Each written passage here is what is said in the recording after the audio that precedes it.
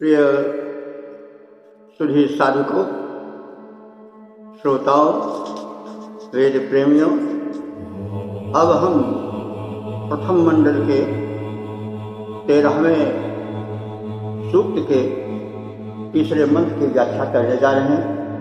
ऋषि मेधातिथि कांड है, छंद गायत्री है और जो इसके देवता हैं वो नराशंस अग्नि।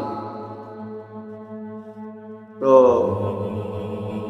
इस सूक्त का इस मंत्र का जो उपास्य देव है उससे प्रार्थना की जा रही है। शीर्षक होगा नराशंस नामक अग्नि का आवाहन। तो अब हम मंत्र पाठ कर रहे हैं। नराशंस विह प्रियमस्मिन् यज्ञ उपहवे मधुजिह्वं हविष्कृतं। नराशंसम, यहाँ अग्नि का रूप बताया जा रहा है। अग्निदन देव कैसे नराशंस, नराशंस माने नरई संसिता, नराशंस जो अपने गुण के कारण मनुष्यों द्वारा प्रशंसित हैं, वे नराशंस हैं। और प्रियम, वे सबको प्रिय हैं। और कैसे हैं? मधु जिह्वम, लपट रूपी मधुर जिह्वा वाले हैं, यानी जो उनकी लपट है वही उनकी जिह्वा है। और कैसे हैं? हविष्कृतम, हव्य वाले यज्ञ के संपादक हैं। उनको यज्ञ उपहवे है। तो यज्ञ उपहवे में जो उ आ गया है पहले उपहवे में, उसने यज्ञ के एक ही मात्रा को मतलब समाप्त कर दिया है संधि नियम के अनुसार से। तो यह होना चाहिए यज्ञ उपहवे, यज्ञ में हम बुलाते हैं। तो यज्ञ उपहवे मन यज्ञ उपहवे, यज्ञ में हम बुलाते हैं। किसको बुलाते हैं? नराशंस, मनुष्यों द्वारा प्रशंसित देव अग्नि को। कहाँ बुलाते हैं? यह अस्मिन् यज्ञ, यहाँ पर इस यज्ञ स्थल में। और वे मधुर जिह्वा वाले हैं, लपट उनकी जिह्वा है और वो मधु भक्षी है और स्वयं मधुर है। और वे यज्ञ कर्म को पूर्ण करने वाले हैं, संपादन करने वाले हैं।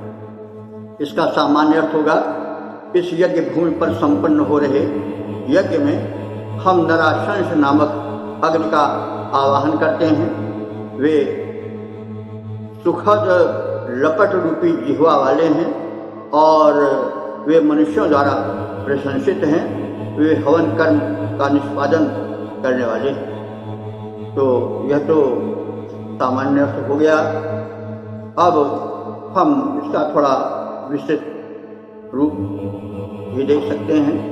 हम उपासकगण इस यज्ञ भूमि में, इस कर्म यज्ञ भूमि में जो कुछ हम कर्म कर रहे हैं लोकोपकार में, उस कर्म भूमि में हमारे सहायतार्थ आवे, हम उनका आवाहन करते हैं। और वे बड़े प्रिय हैं, लोकप्रिय। क्यों लोकप्रिय हैं? कि वे मनुष्यों का प्राणी मात्र का हित संपादन करते हैं। तो प्राणी मात्र का हित संपादन करने के कारण, उपासकों के हित में संलग्न रहने के कारण वे जो हैं वो नराशंस हैं, नरों द्वारा, मनुष्यों द्वारा प्रशंसित हैं। प्रशंसित कौन होता है?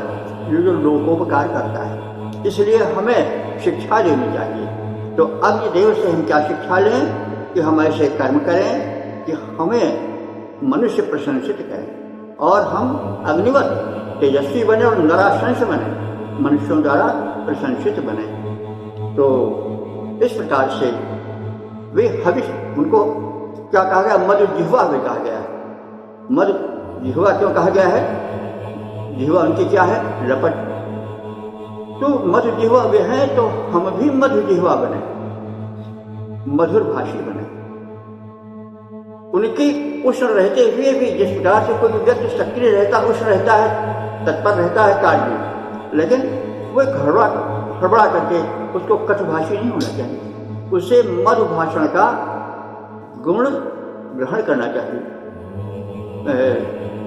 तो इसलिए अग्नि के इस संदेश को भी हम ग्रहण करें, उसके व्यक्तित्व के समस्त गुणों के हम ग्राहक बने और मधु जिह्वा बने, मधुर जिह्वा वाले, यानी मधुर वचन बोलने वाले बने। यह अग्नि का संदेश है और ऋषि भी यही बताना चाहता है। और हविष्य कृतम, हम हवि यानी हव्यान से पूर्ण यज्ञ करने वाले हैं। हव्यान सामान्य यज्ञ में तो जैसे तंडुल आदि रूप में भविष्य वर्तमान रहता है वो है, लेकिन जब हम कर्मयज्ञ मानेंगे, लोक के इस यज्ञ कुंड में अपने को यज्ञकर्ता के रूप में प्रस्तुत करेंगे, तो हमारे जो शुभ कर्म हैं वही हमारे लिए क्या बन जाएंगे, हव्य बन जाएंगे।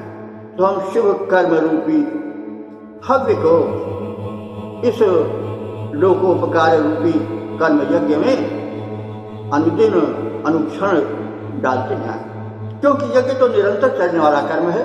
यज्ञ कोई ऐसा नहीं है किसी क्षण विशेष में हो। तो ये जो है मंत्र के पीछे गूढ़ार्थ, सामान्य अर्थ तो हम पहले कह देते हैं प्रारंभ में शब्दार्थ से, ये सामान्य अर्थ हम है, लेकिन वही केवल नहीं है कि अग्नि में आओ और आहुति डालो और फिर उसके बाद प्रसन्न हो जाओ देवताओं, इतने नहीं, उसके पीछे और भी संदेश है। मंत्र समास शैली में, समास शैली में बहुत संक्षेप में सूत्र शैली में बात कही जाती है, लेकिन उस सूत्र शैली की व्याख्या करते समय उसके अर्थ का विस्तारण अनिवार्य है, तभी उस मंत्र में सन्निहित संदेश का संपूर्ण रूपेण हृदय में ग्रहण हो सकेगा, जिसकी की परम आवश्यकता है। तो यह सौभाग्य का विषय है कि हम इस यांत्रिक साधन द्वारा हम लोग इस मंत्र के विस्तार से भी जानने में समर्थ हो पा रहे हैं। यह आज के इस विज्ञान का वरदान है, विज्ञान भी ईश्वर की देन है। उसको कुछ लोग जो यह कहते हैं कि साहब नहीं, आज के साधनों का प्रयोग नहीं करना चाहिए, ये कुछ हमारे ख्याल से वे ठीक नहीं समझ रहे हैं, क्योंकि परमात्मा ने ये बुद्धि दी है जिससे हम वैज्ञानिक बनकर इसका आविष्कार किए हैं, तो उसके दिए हुए का हम उसके लिए उपयोग करें। तो हम इन साधनों का भी उपयोग करके इससे लाभान्वित हैं। हम यहाँ पर बोल रहे हैं और विस्तार के साथ कह रहे हैं। यदि हम इसको भाष्य रूप में कहें तो 5, 6, 7, 8, 10 पंक्तियों में कहेंगे, ज़्यादा नहीं कह पाएंगे, क्योंकि ऐसा कहा जाए तो जीवन बीत जाएगा। तो अब यहाँ पर इसको अवसर मिला है, इसलिए यह भी एक यज्ञ कर्म है, जैसा हम कभी कभी कहते रहते हैं। तो इस प्रवचन में और इस श्रवण क्रिया में, इस यज्ञ में भी हम सहभागी बने और दिव्य शक्तियों का प्रवर्धन, उनका विकास करें, उसमें सहयोगी बने, और यही मानव जीवन का लक्ष्य है और यही मंत्र के संदेश हैं। तो इसको हम छंदोबद्ध रूप में इस प्रकार से देख सकते हैं। अभिनंदन है शत शत वंदन, अभिनंदन है शत शत वंदन, उन अग्निदेव का आवाहन, इस यज्ञ भूमि पर आ जाए, जो तन मन का करते शोधन, वे शोभन हैं अतिशय प्रिय हैं, शुभ प्राप्ति श्रेय के हैं साधन। अभिनंदन है शत शत वंदन, उन अग्निदेव का आवाहन, हैं परम प्रशंसित मंजों से, ज्वाला जिह्वा करते धारण, ज्वाला जिह्वा करते धारण, जन जन के प्रिय वे करते हैं, शुभ हवन कर्म का संपादन, शुभ हव्य कर्म का संपादन, उन अग्निदेव का आवाहन, उन अग्निदेव का आवाहन। अभिनंदन है शत शत वंदन, अभिनंदन है शत शत वंदन।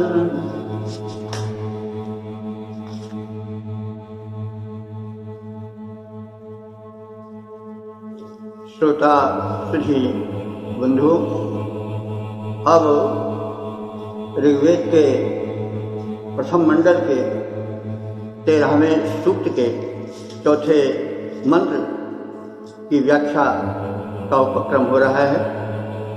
इस मंत्र के देवता ईजित अग्नि हैं और ऋषि जो है वही जो है वो मृधातिश कांड है।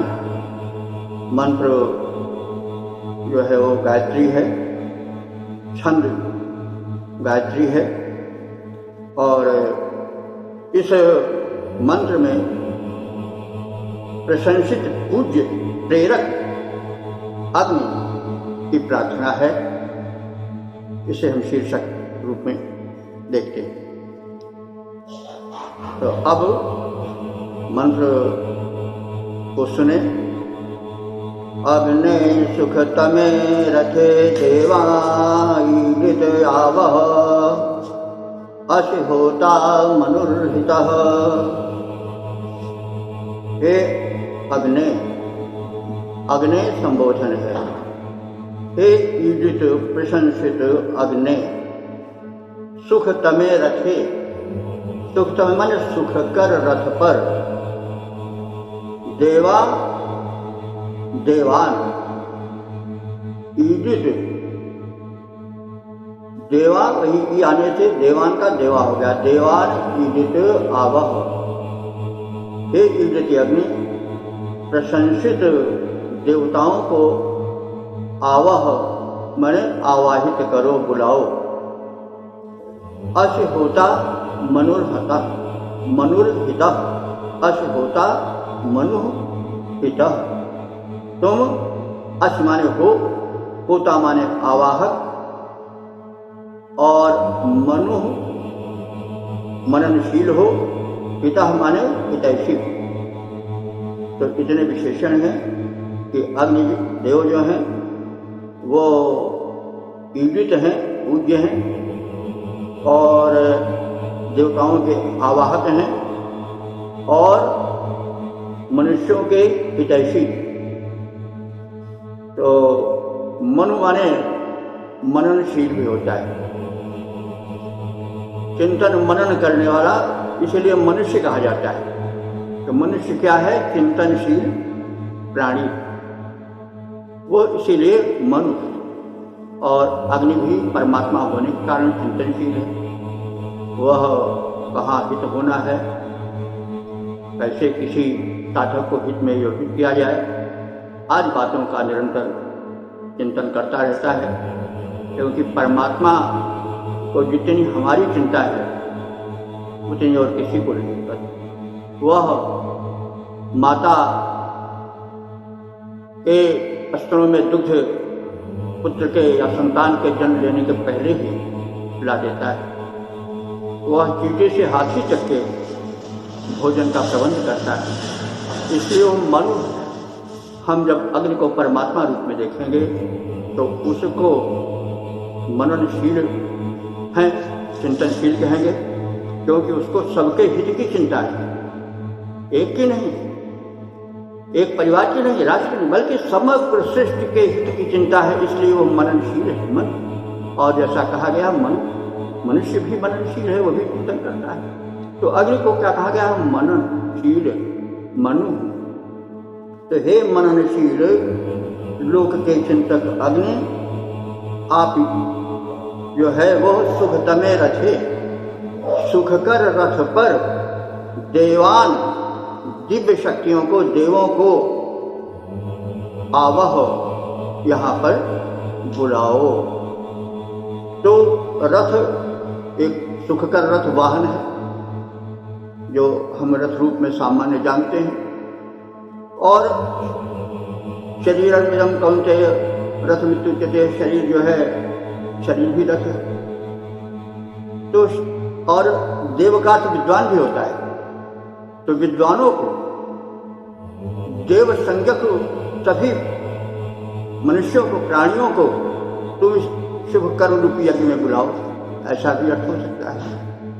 तो हम पहले इसका सामान्य अर्थ देख लें कि हे प्रशंसित प्रेरक अग्निदेव, हमारे द्वारा प्रार्थित तुम द्रुतगामी सुखद रथ पर देवों को बैठाकर हमारी यज्ञ भूमि पर, हमारे कर्म क्षेत्र में शीघ्र ले आओ। तुम देवों को बुलाकर लाने वाले हो, तुम मनुष्यों यजमानों के परम हितैषी हो। तो ये तो इसका सामान्य अर्थ हो गया, विशेष अर्थ हो गया कि हे परमात्मा, आप जो है वो तेजोमय हैं, शक्तिमय हैं, जो दिव्य शक्तियाँ हैं उनको इस यज्ञ भूमि पर बुलाओ, और जो मनुष्य हैं, जो शरीर रूपी रथ पर आरूढ़ होने वाले हैं, उनको उनके शरीर रूपी रथ को दस रखकर आरूढ़ कराकर उन्हें भी यज्ञ भूमि पर लाओ, और उन्हें यहाँ पर लाकर धन्य करो।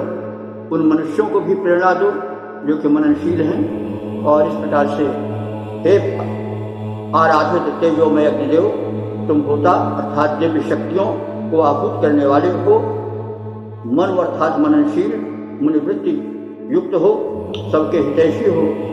आप सुख कर रथ विमान आदि पर, अन्य यानों पर, और उनके माध्यम से दिव्य शक्तियों को अथवा दिव्य आत्माओं को, विद्वानों को इस शुभ कर्म रूपी यज्ञ भूमि पर लाओ, और इस प्रकार से हमारे मानवों के जीवन को धन्य बनाओ। हम निरंतर समुन्नत करते जाएं, विद्वान शुभ कर्म में जुड़ते जाएं, कोई अकेले ही शुभ कर्म न करे, उसमें विद्वानों का, दिव्य शक्तियों का, देवात्माओं का आवाहन हो, आगमन हो, ताकि यह एक समूह रूप में, आंदोलन के रूप में मानव हित की यात्रा चले और मानव निरंतर अपने ये यात्रा में बढ़ता जाए। यह जो है ऋषि का गुप्त गूढ़ संदेश है जो कि मंत्र द्वारा वो देता रहता है। इसलिए हमें प्रथम जो है मंत्र के उस अर्थ को जो कि ऊपर से प्रतीत हो रहा है, अभिधा में कहा गया है, अभिधात्मक अर्थ लें, उसके पश्चात लक्षण और व्यंजना वो भी लेकर चलें, क्योंकि कहा गया है कि जो वेद है वो एक सुखद काव्य भी है, जैसा हमने कई बार कहा है। तो काव्य का अर्थ जो है लक्षण व्यंजना अभिधा तीनों में व्यक्त होता है। इसलिए हमें सुनते समय, चिंतन मनन करते समय और व्याख्या करते समय इन काव्य की तीनों शक्तियों का प्रयोग करना चाहिए। तभी काव्य का, तभी इस वेद के अर्थ का सम्यक अनुशीलन हो सकेगा, सम्यक रूप से अवगाहन हो सकेगा, और हमारे जीवन में तभी हितप्रद हो पाएगा। क्योंकि कोई चीज़ हितप्रद तब होती है जब वो पच जाती है। बिना पचा हुआ अन्न जो है वो क्या होता है, जहर बन जाता है, विष बन जाता है। इसलिए मंत्र को पूर्ण रूप से समझना चाहिए, और जो पूर्ण रूप से समझेंगे, जैसे पूर्ण रूप से पचा हुआ अन्न हमारे शरीर में अमृत बन करके दौड़ता है, हमें सुख देता है, स्वास्थ्य देता है, तो इसे जब हम मंत्रार्थ को अच्छी तरह से हजम कर लेंगे, पचा लेंगे, समझ लेंगे, तो वो हमारे जीवन में कल्याण लाएगा ही, पूरी मानव जाति को सुख से भर देगा। और जब सबका सुख तो हमारा भी सुख, हमारे बगल के पड़ोसी का अगर हाहाकार से भरा हुआ घर हो तो हम अकेले सुखी कैसे रह सकते हैं। इसलिए समग्र चिंतन, समग्र हित का ध्यान रखना चाहिए, और ऋषि का एक संदेश है, इसे हमें समझना चाहिए। इसीलिए पहले मूल, फिर उसके पश्चात व्याख्या या प्रस्तुतिकरण होता है। अब हम इसके छंदोबद्ध रूप का भी प्रारूप देख लें। आराधित तेजोमय अनंत हे अग्निदेव मंगलकारी, आराधित तेजोमय अनंत हे अग्निदेव मंगलकारी, तुम होता दिव्य शक्तियों के आवाहक हो अंतर्यामी, तुम मननशील मुनिवृत्ति युक्त शुभ चिंतन, शुभ चिंतक हित साधक स्वामी, शुभ कर्म यज्ञ में सुखद विमानारूढ़ यहाँ सत्वर आवो, देवों दाताओं विद्वानों को संग संग अपने लाओ, जीते शुभ हारें अशुभ सदा, मिट जाएं दोष दुर्गुण भारी, मिट जाएं दोष दुर्गुण भारी, आराधित तेजोमय अनंत हे अग्निदेव मंगलकारी, हे अग्निदेव मंगलकारी।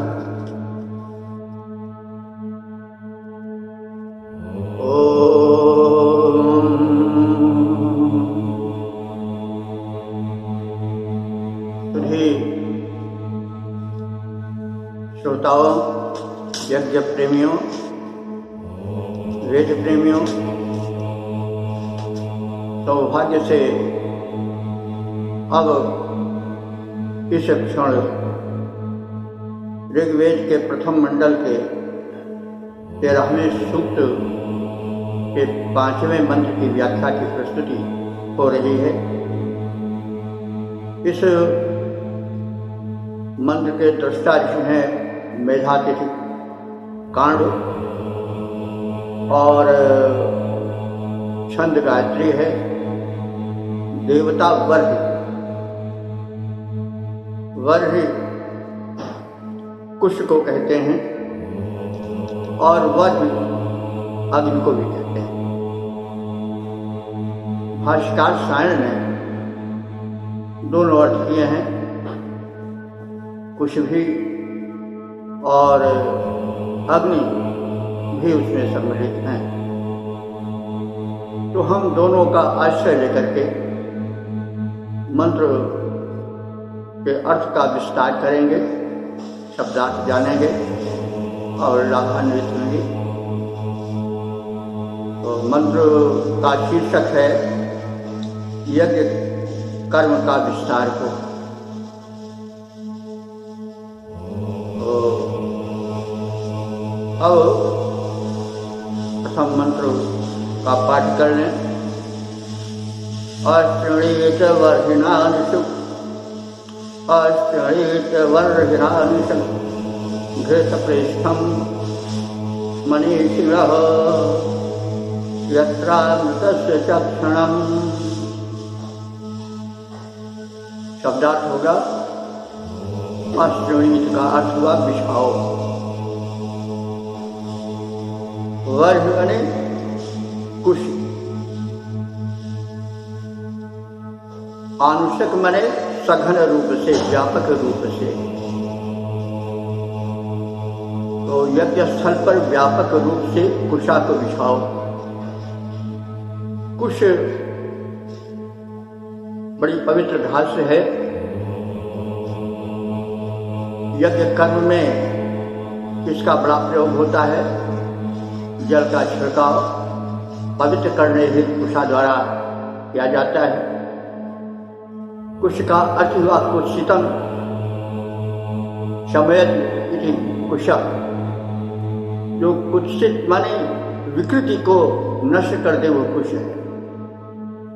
तो कुश के द्वारा दोष शमन होता है और वातावरण में पवित्रता आती है। इसलिए ऋषियों ने यज्ञ कर्म में कुश को बड़ा महत्व दिया है। यहाँ पर यह कहा गया है कि यज्ञ भूमि पर कुशास्तरण, कुश के बिस्तर को व्यापक रूप से बिछा दिया गया है। तो घृत पृष्ठम, और उस बिछे हुए कुश के ऊपर घृत पृष्ठ बने जिसमें घृत भरा हुआ है, लबालब, ऐसे पात्र को रखा जाए। क्योंकि घृत जो है वह यज्ञ कर्म में प्रमुख सहायक होता है।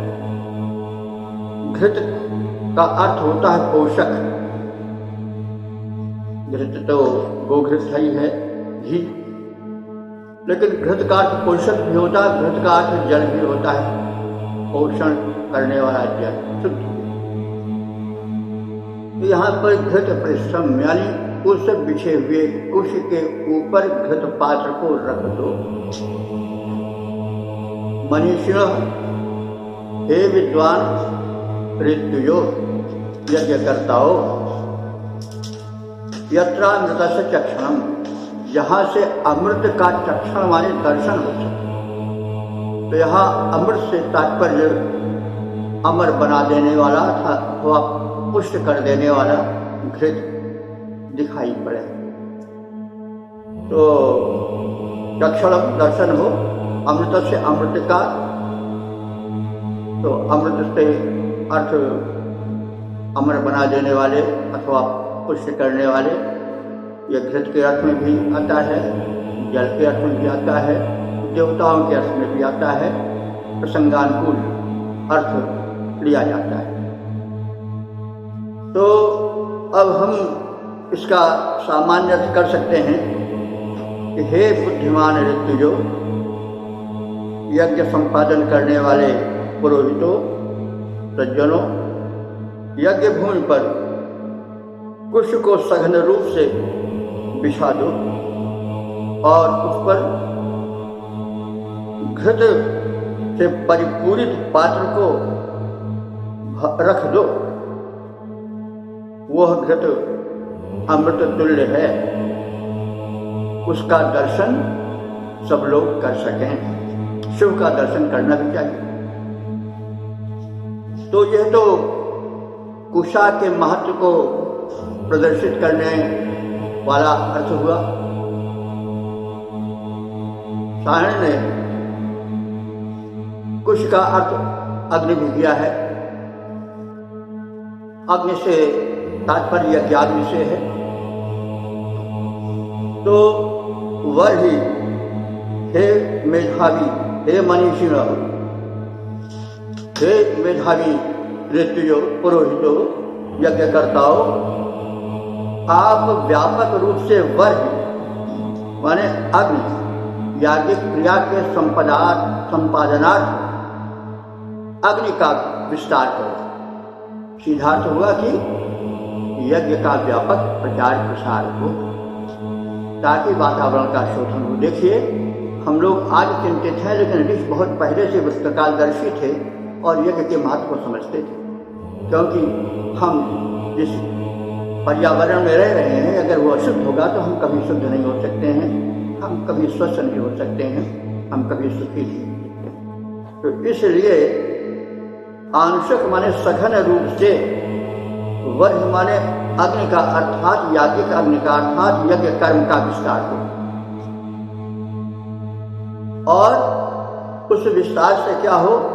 अमृतस्य चक्षणम, अमृत का, अमरत्व का चक्षण हो, दर्शन। तो जैसा अभी कहा गया है, अमृत का अर्थ जल भी होता है। तो जल से यहाँ तात्पर्य वृक्ष के जल से है। और जब यज्ञ कर्म का विस्तार से संपादन होगा तो घृत और औषधि समन्वित यज्ञ धूम से वातावरण भर जाएगा, त्रिविनाश होगा। और साथ ही साथ तो धूम ऊपर उठ करके बादलों से मिल जाएगा और जल और जलधर दोनों औषधीय हो जाएंगे, दवा का कार्य करेंगे। तो इसलिए हे बुद्धिमान यज्ञकर्ताओं, उनको बुद्धिमान कहा गया कि आप तो विचारों को बुद्धिमान मूर्ख नहीं। तो बुद्धि हर विशेषण जो होता है वो कुछ व्यापक अर्थ लेकर चलता है। तो बुद्धिमान वो कार्य करेगा जो कि हितकर हो। इसीलिए विशेषण कह दिया गया कि आप बुद्धिमान हो, मनीषी हो। तो आप इस बात का ध्यान करो, यज्ञस्थल पवित्र कुशा से भर जाए और चारों ओर यज्ञ का व्यापक विस्तार हो। घृत और औषधीय हव्य उसमें डाले जाए ताकि व्यापक रूप से धूम से वातावरण भर जाए और वो धूम उठकर बादलों में मिलकर औषधीय जल का वर्षण करें और उसका दर्शन हम लोग करें, आनंदित हों, स्वास्थ्य लाभ करें। आदि आदि उससे भावनाएं निकलती ही रहती है। यह तो अर्थ है। अर्थ वो है जो कि व्यापक विस्तार को अपने में समेटे हो। तो यहाँ तो हम तुझी श्रोताओं को संकेत रूप में कह रहे हैं, वे अर्थ का और भी विस्तार करके समझ सकते हैं, क्योंकि विस्तार ही किसी कथन की महत्ता को प्रदर्शित करता है। तो इसका हम भावार्थ इस प्रकार से देख सकते हैं। हे बुद्धिमान याजको, यज्ञ में हवन क्रिया निष्पादनार्थ सघन कुश बिछा दो।